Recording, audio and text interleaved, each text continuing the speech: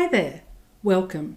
This is the assessment briefing for Module 4, PSP PCY 006, Develop Organisation Policy.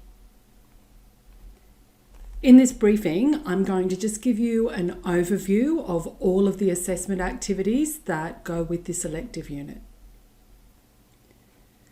The assessment components for this elective module are the same as the ones for the other units. The only difference is there are no Teams live workshops for the elective units, only these recordings. So there's a series of content recordings that you need to view and then this assessment briefing. So your process for completing the learning journal, supervisor report and the training record book is exactly the same as you have undertaken for other modules, but there'll just be this one unit that you and your supervisor need to sign off against. Please note the submission due dates for all Module 4 electives is the 1st of October. So you have 3 months, but don't sit back and forget it. Get onto it as soon as possible, as you'll be undertaking Module 3 in July or August and Module 5 in September. Let's start with the workbook activities. Unlike the workbook activities for the other units that you've undertaken, you must complete these workbook activities individually. That means that no 2 workbook activity submissions should be identical. To do this, review the learning content recordings and the supplementary learner guide. So for the recordings for this policy unit, there are actually 6 in total. There's an introduction.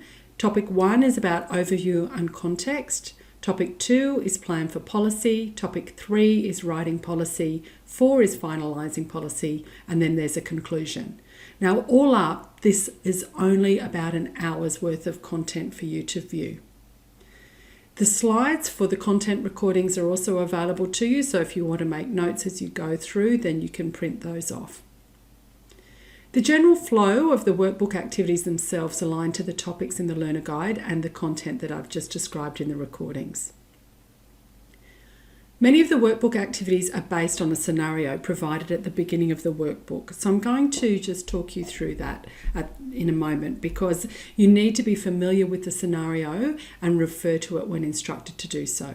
It's pretty general, and I'm very happy for you to be creative in interpreting and applying it to the workbook questions. And when you do so, make up information that's not contained within the scenario, but just please give me some details or assumptions that you're using in order to do that. So let's just take a look at what that scenario looks like. The agency has developed several mandatory learning programs to ensure staff are informed of legislative requirements and compliance. Data retrieved in relation to completion rates indicate that a significant number of people were not complying with mandatory training requirements. So feedback was sought and it determined that a key inhibitor was accessibility issues. Another issue was the lack of time allocated to complete the training in business areas. The agency has invested in a substantial upgrade to the learning management system, which means people can now access learning programs using an electronic device from anywhere within and with an internet connection. So you've received a manager briefing. Your manager has met with you to discuss possible policy implications of this workplace change and has tasked you with the oversight of policy development for it. The notes you took during your brief meeting with the manager consist of the following. So these are the dot points that you've taken, and that's what you're going to take into, the scenario interpretation for the workbook activities. So from your meeting with the manager, the key points that you've taken down are people will be able to access the LMS, the learning management system, and the mandatory training from anywhere there is an internet connection. It's a new practice. The agency doesn't currently have a policy relating to use and access of this type. We need to be mindful of privacy issues, and we need to address the issues of access to suitable electronic devices and security issues for the sensitive material contained in the training programs. And you also need to think about any other implications that relate to existing mandatory training policies, legislation and compliance. So that's the scenario that you'll be working with. So in summary, for the workbook activities, just work through the workbook as you have with the other modules and either respond to the questions that either relate to the scenario or other tasks or activities that are embedded within it based on the content that you've received from the recordings and the supplementary learner guide. Next, we'll look at the performance task. So again, as with all of the assessment components for this elective, the performance tasks must be completed individually. The performance task is also based on a case study. And the case study is based on an interim report into the review of the APS. I've got the link there for you, but also the report itself has been included in the references for you for this unit. Just as an overview, the performance task is going to be for you to research and prepare a policy development plan and its associated documentation, and it's broken down into these 5 performance tasks. So I will take you through each of those in a bit more detail in a moment, but for an overview, task 1, you'll be doing some initial research and identifying the policy direction. Task 2, creating and completing the policy development plan template. For 3, you're going to write an email to your manager requesting approval to proceed with the development. 4 is a question around consulting and validating policy. And then for 5, you're going to deal with the different points of view of dissenting stakeholders. Let's take a closer look at the performance task. So in the performance assessment documentation for you, it describes the case study interim report into review of the APS. In May 2018, the Australian Government announced there was to be an independent review of the Australian Public Service. The review panel was chaired by David Thodey, conducted wide-ranging research and consultation. Information about the review and activity to date can be found on the APS Review's website, and there's a link there for you. So the interim report, Priorities for Change, was published in March 2019, and that detailed the panel's suggested priorities for change in the APS. Here's the link for that. Also, you've got the copy of the report in your references. The final report of the independent review of the public service was made public in December 2019. But for the purposes of this case study, we're just actually going to focus on the interim report because it referred to initiatives that can be considered in a potential policy context. But I do suggest that you read through the final report just to give you an overview of what the outcomes of this review were, and that provides you with information just as an engaged and up-to-date public servant. On page 18 of the PDF version, page 19 of the Word version of the interim report called Priorities for Change here, there's a table which is titled The Aspiration, a Trusted APS United in Serving All Australians. And this table outlines the priorities for change, some initiatives and implementation, delivering lasting change. Your performance assessment task documentation includes a copy of this table, which will be fundamental for the initial performance task that you'll complete. However, I do highly recommend that you read the entire independent review report as well. So let's take a look at that first performance task. This is around researching and preparing a policy development plan and associated documentation. That's the task itself. The overview, as I've said, you're going to refer to the table on page 18, and you're going to select one of the initiatives as the basis for policy development in the context of your agency. You'll use the report to research and prepare a policy development plan and its associated documentation, and it's broken down into a series of tasks.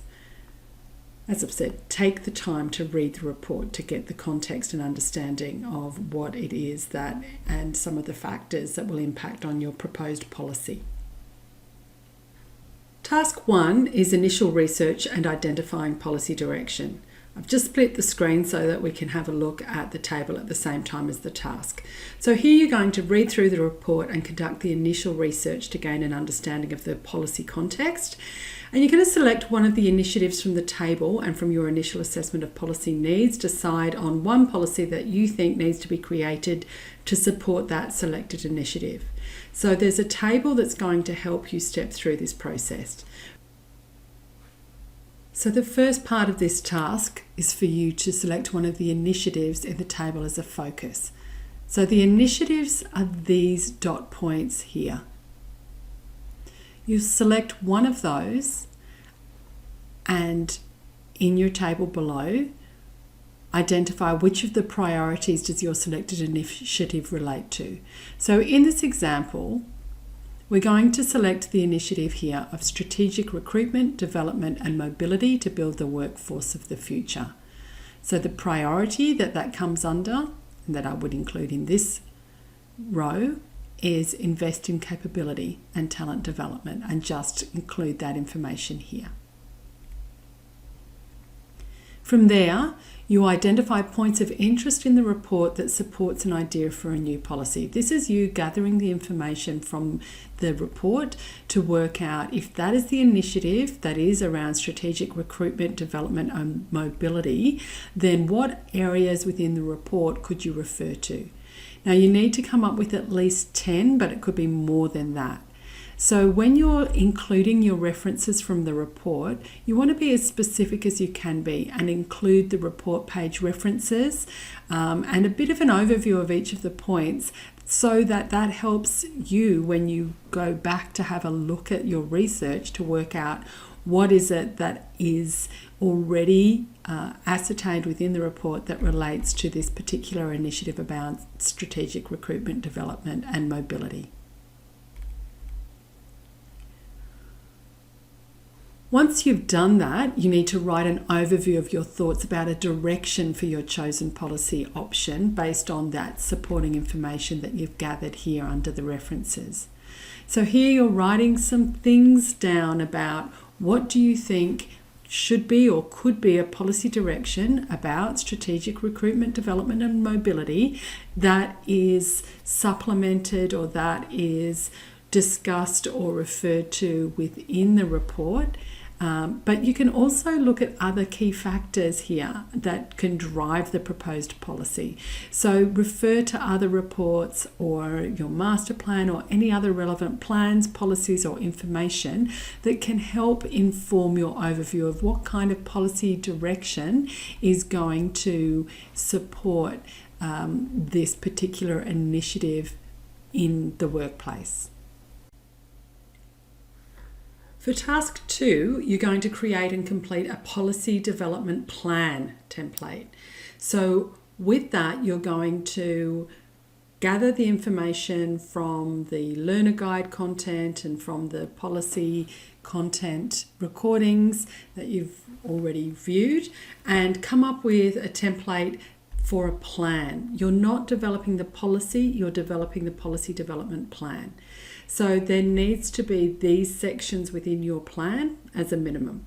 And then you're going to use the information that you've collated from task 1 to step through the plan itself. So using that, you'll write your introduction, then you will do a critical analysis, come up with the policy options, etc. So these subsequent steps in this task basically tell you how to complete your policy development plan, or at least the minimum requirements of what needs to be included in that plan. Task 3 is pretty straightforward. You're writing an email to your manager requesting approval to proceed with the policy development. So make sure that you include the dot points in your email and that you have a professional, appropriate email that you would send to an approving manager. Tasks 4 and 5 are pretty straightforward. You're just going to identify 3 ways that you can consult in order to validate the proposed policy, and then answer some questions in this table about how you would identify strategies for dealing with different points of view from dissenting stakeholders, and a description of an example of each strategy that demonstrates context and effectiveness. So basically how you would actually be able to apply that strategy.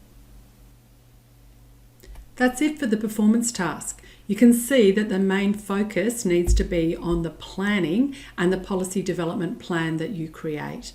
I'm expecting that will be between 2 and 4 pages, and it needs to meet all of those criteria that's set out in the dot points for that task. As always, the knowledge assessment questions need to be completed individually. There are only 6 questions for this assessment, a separate document for the knowledge questions, and they map to the evidence requirements. The topics for these knowledge questions are around policy development process and practices in the public sector, policy cycles, analytical policy development frameworks, current policies underpinning the work area, organisation and government procedures and protocols, and public sector codes of ethics and codes of conduct, which you should be very familiar with by now. So that concludes this assessment briefing for the unit PSP PCY 006, Develop Organisation Policy. As I said earlier, refer to the learning content recordings, refer to the learner guide. If you have any questions outside of what I've covered off here, please do use the announcement bulletin board for assessment questions. That way all of your colleagues will get the benefit of my responses. In addition, there will be a Teams assessment question and answer session in mid-August, and we will be able to have a live session where I can respond to any specific questions that you've encountered around the assessment by that time.